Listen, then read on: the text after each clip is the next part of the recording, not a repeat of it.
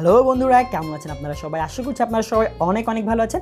আজকে আমি আপনাদের সামনে আরও একটি নতুন ভিডিও নিয়ে হাজির হলাম। আর আজকের এই ভিডিওটিতে আমি আপনাদেরকে বলবো আপনারা কীভাবে আপনার ইউটিউব চ্যানেলের প্রত্যেকটা ভিডিওর ভিউজ দিন বাই দিন কী করতে পারবেন, ইনক্রিজ করতে পারবেন, অনেক ভালো বানাতে পারবেন। তো আশা করছি ভিডিওটি ভালো লাগবে। যদি ভিডিওটি ভালো লাগে তাহলে অবশ্যই আমাদের চ্যানেলটি সাবস্ক্রাইব করে পাশে থাকা বেল আইকনটি অন করে রাখবেন। আর এই ভিডিওটি আপনার ইউটিউবার বন্ধুকে পাঠিয়ে দেবেন।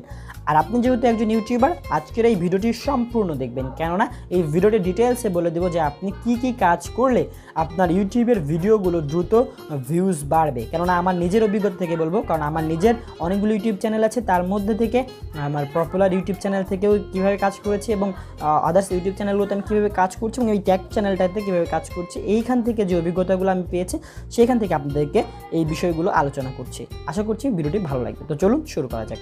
তো প্রথমেই যেটা আছে সেটা হচ্ছে যে আপনার ইউটিউব চ্যানেলের ভিউজ পাওয়ার জন্য প্রতিদিন অর্থাৎ কন্টিনিউ ভিডিও আপলোডিং একটা বিষয় আছে যেটা থাকতে হবে। অর্থাৎ আপনি যদি একজন নতুন ইউটিউবার হয়ে থাকেন অথবা পুরনো ইউটিউবার হয়ে থাকেন, যারা ইউটিউব প্ল্যাটফর্মে কাজ করছেন বা করবেন ভাবছেন, সকলের জন্য একই বিষয়, সেটা হচ্ছে যে কন্টিনিউয়াসলি ভিডিও আপলোড। আপনি যদি দেন ভিডিও আপলোড না করতে পারেন, প্রতিদিন কন্টিনিউ ভিডিও আপলোড না করতে পারেন, সেক্ষেত্রে আপনার ভিডিওর ভিউজগুলো ডাউন হতে থাকে, অর্থাৎ আপনার ভিডিওগুলো ইমপ্রেশন কমতে থাকে, আপনার চ্যানেলের ইমপ্রেশনটা কমতে থাকে এবং চ্যানেলটা পর্যন্ত ডাউন হয়ে যায়।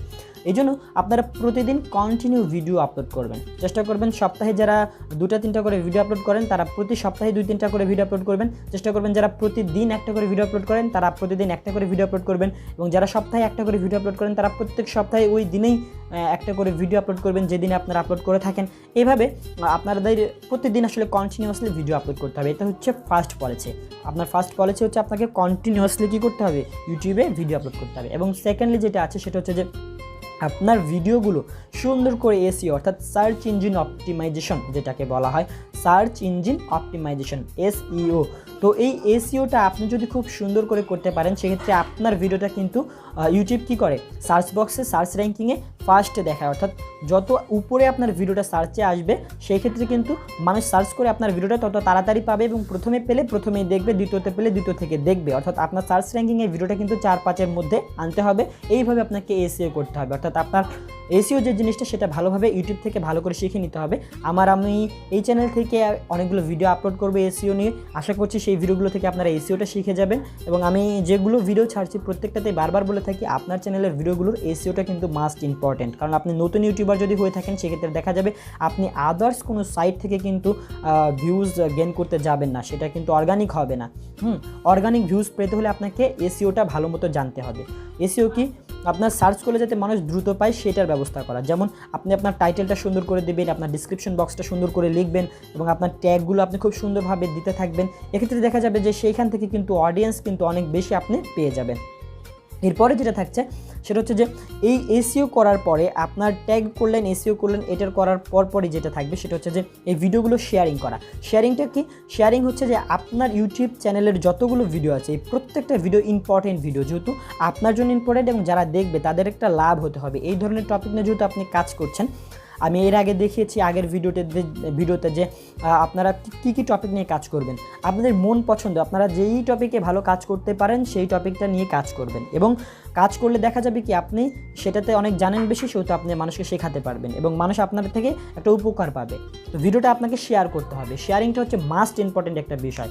আপনি আপনার সোশ্যাল মিডিয়া অর্থাৎ আপনার ফেসবুক পেজ, আপনার ফেসবুক গ্রুপ এবং আপনার হচ্ছে বিভিন্ন আপনি যে ক্যাটাগরিতে, ধরেন আপনার একটা ছন্দ ক্যাটাগরির ইউটিউব চ্যানেল আছে যেখানে আপনি ভালোবাসার ছন্দ নিয়ে কাজ করেন। তো সেই ছন্দগুলো আপনি কী করবেন, আপনার সোশ্যাল মিডিয়াতে গিয়ে লিখবেন ছন্দ। তো দেখবেন যে অনেকগুলো ছন্দ নিয়ে গ্রুপ পাবেন, ভালোবাসার ছন্দ, রোমান্টিক ছন্দ, এই ধরনের গ্রুপ পাবেন। এবং ইউটিউবে গিয়ে সার্চ করবেন, ইউটিউব না, আপনারা টুইটার বা অন্য কোথাও বিভিন্ন সোশ্যাল মিডিয়াতে আপনারা সার্চ করবেন যে ছন্দ কারা দেখি, সেই সব অডিয়েন্সদের যে গ্রুপগুলো আছে বা পেজগুলো আছে বা বিভিন্ন ধরনের সাইটগুলো আছে, সেখানে আপনারা কী করবেন, এই লিঙ্কগুলো, আপনার ভিডিও লিঙ্কগুলো সেইখানে আপনারা শেয়ারিং করবেন, অর্থাৎ শেয়ার করবেন। সেক্ষেত্রে দেখা যাবে যে আপনার ভিউজ আপনার আদার সাইড থেকে অর্থাৎ আউটসাইড থেকে আপনি অনেকগুলো অডিয়েন্স থেকে গেইন করতে পারছেন।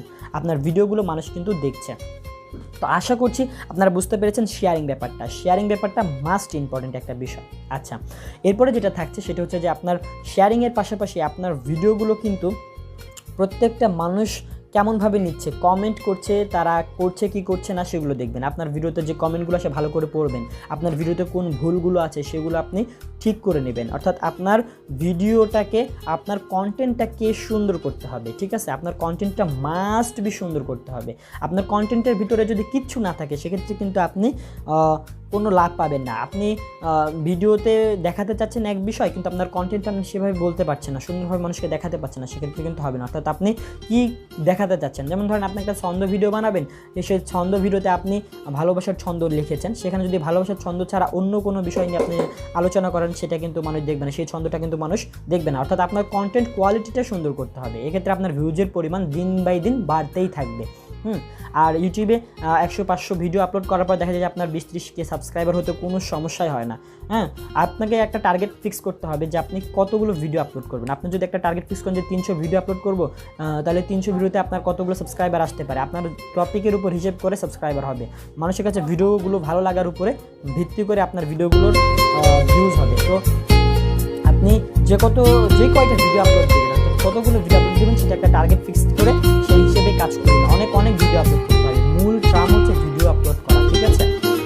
তো এই গেল কন্টেন্ট ভালো মেক করা। এরপরে যেটা থাকছে হচ্ছে আপনার ভিডিওর যে থাম্বনেইলটা, অর্থাৎ আপনার ভিডিওর যে চেহারাটা, সেটা কিন্তু মাস্ট ভালো হতে হয়, না হলে কিন্তু মানুষ দেখে না, তাই না? তো আপনার ভিডিওর থাম্বনেইলটা কিন্তু আপনাকে অনেক বেশি ভালো করে সাজাতে হবে, অনেক বেশি করে এডিটিং করতে হবে। আপনি ভিডিও বানাতে 1 ঘন্টা সময় রাখবেন, থাম্বনেইল বানাতে কিন্তু আরও বেশি সময় দেবেন, 2 ঘন্টা সময় দেবেন, 3 ঘন্টা সময় দেবেন। আপনি থাম্বনেইল সুন্দর হতেই হবে, ঠিক আছে? তো এই ছিল আজকের মোটামুটি একটা ধারণা দিলাম ভিউজ বাড়ানোর। আমি আরও এর উপরে ভিডিও বানাবো সুন্দর করে, তো আপনারা সেই ভিডিওগুলো দেখবেন। আর এটা তো যেগুলো বলেছি সেগুলো আপনি একটু খাতায় নোট ডাউন করে রাখবেন এবং সেগুলো আপনি অ্যাপ্লাই করবেন আপনার ভিডিওগুলোতে। আশা করছি কাজে দিবে, অনেক উপকার পাবেন। ভালো থাকবেন। যদি ভিডিওটি ভালো লাগে অবশ্যই চ্যানেলটিকে সাবস্ক্রাইব করে পাশে থেকে বেল আইকন অন করে রাখবেন। আর এই ভিডিওটা আপনার ইউটিউবার